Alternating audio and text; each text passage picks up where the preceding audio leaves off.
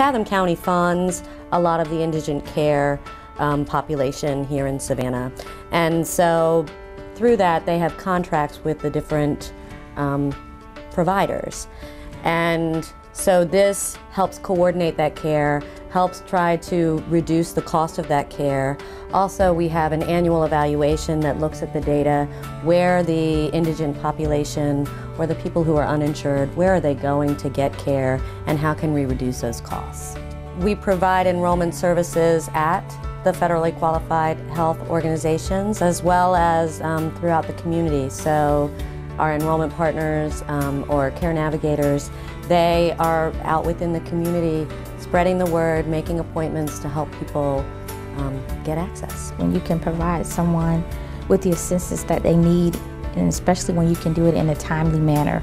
Many times when I interact with some of these people, they've kind of been told that they don't have the services or they can't get something they need, for example, an immunization for their child.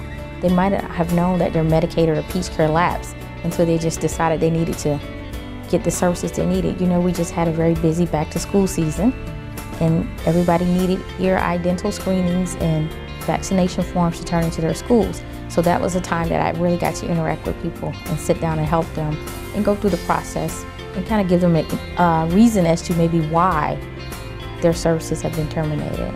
Part of our outreach is our Latino, Hispanic community that we need to make sure know of the fact that they can get face-to-face help. We're reaching folks that really, really, really need this, and for peace of mind, for economic reasons, and just so they can be connected to healthcare professionals and dental professionals too. This does cover dentists. A lot of folks out there may have Medicaid or Peach Care but don't understand that there's another waiver that even has more benefits attached to it because your child is disabled. Now those waivers generally focus on the disability of the child regardless of parents' income. So you could be as rich as Roosevelt and qualify for a waiver because it just follows that child throughout their lives because they are disabled.